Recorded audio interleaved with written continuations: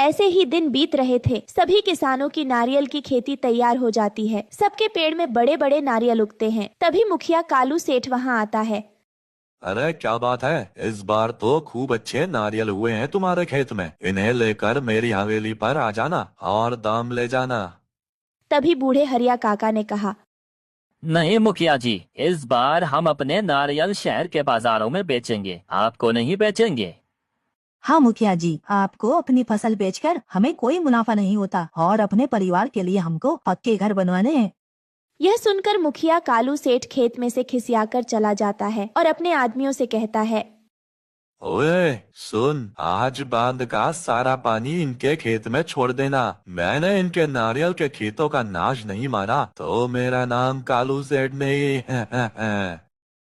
सभी किसान ने अपने फसल की पहली उपज का नारियल मंदिर में चढ़ाते हैं। उसी रात मुखिया का आदमी पूरे बांध का पानी बहा देता है और ऐसे में बारिश का कहर भी पूरे गांव पर टूट पड़ता है। उस दिन लाडो चिड़िया का लगन भी था और वो आंधी तूफान कई घरों को तबाह कर देता है। अरे पक्षियों, भागो यहाँ से, पूरा जंगल बाढ़ की चपेट में आ गया है। फिर सब जगह अफरा तफरी मच जाती है। सब पक्षी अपने घरों से उड़ते हुए मंदिर में इकट्ठा हो जाते हैं। सब कुछ तबाह हो चुका था। सब सामान बारिश में बह रहे थे। कई दिन बगैर खाए पिए बीत जाते हैं, लेकिन बारिश बंद नहीं होती।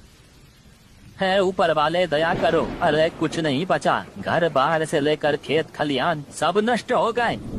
धीरज रखिए काका, सब ठीक हो जाएगा, आप घबराए नहीं। यह सुनकर गरीबी से हारा हुआ बूढ़ा हरिया तोता बिलखते हुए बोला, अरे ऊपर वाला होता तो ये तबाही आती क्या। रानो बेटा, हम गरीबों के लिए कोई चमत्कार नहीं होने वाला, हमें तो अपनी हड्डियां गलाकर कमाना खाना है। अरे कभी ये मुखिया हमारा हक नोच नोच कर खाते हैं तो कभी ऊपर वाला हम किसानों को बारिश की मार मारता है।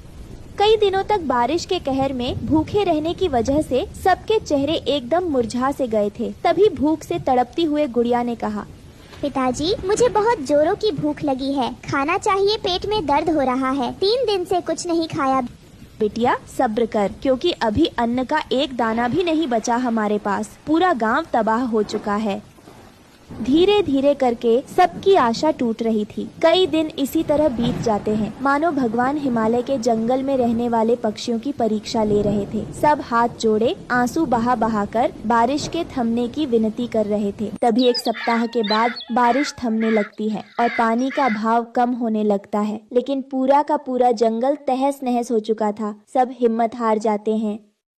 अरे सब मिट्टी हो गया, देखो पक्षियों, हमारे घर ढह गए, एक एक सामान जोड़ा था वो भी नहीं बचा है। ऊपर वाले, क्यों हम गरीबों पर बारिश करके हमारी परीक्षा ले रहे हो। अब बस करो, कोई चमत्कार कर दो। तभी रानो चिड़िया को नारियल देखकर उससे घर बनाने का उपाय आता है। टुन्नू जी, वो देखिए नारियल, क्यों ना हम उन नारियल से अपना घर बनाएं। इससे हम सब पक्षी इस बारिश से जरूर बच पाएंगे। भगवान ने हमें रास्ता दिखा दिया है। लेकिन रानो, भला नारियल का घर कैसे बना सकते हैं, वो तो टिकेगा ही नहीं। काश टुन्नू जी, कोई चमत्कार हो जाए जहाँ हम गरीब पक्षी चैन सुकून से रह पाते। दुख के मन से जैसे ही पक्षियों ने यह कहा, तभी सभी नारियल के पेड़ जैसे सूरज की सुनहरी किरणों जैसे चमक उठे और देखते ही देखते वहाँ पर बड़े बड़े नारियल के घर बन गए।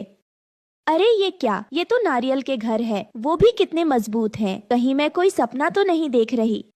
तभी उस जादुई नारियल के घर में से आवाज आती है, आज से ये जादुई नारियल का घर तुम सबका है, यह तुम्हारे परिश्रम का फल है। आप सब अब आराम से इस नारियल के घर में रह सकते हो। तुम पक्षी इस नारियल घर से जो कुछ भी मांगोगे वो तुम्हें ये घर सब देगा। अरे वाह, ये नारियल का घर तो कितना सुंदर है। इसकी दीवारें तो हमारी कच्ची घास फूस वाले घर से कितनी मजबूत है। हाँ रानो, क्योंकि ये जादुई नारियल का घर है इसलिए ये मजबूत और बहुत सुंदर है। ऊपर वाले ने हमारी प्रार्थना सुन ली। फिर सब पक्षी खुश होकर अपने अपने लिए उस नारियल के घर से खाना मांगते हैं और कई दिन बारिश के कहर में जीने के बाद पेट भरकर सब खाना खाते हैं और जादुई नारियल के घर में खुशहाली भरी जिंदगी जीते हैं।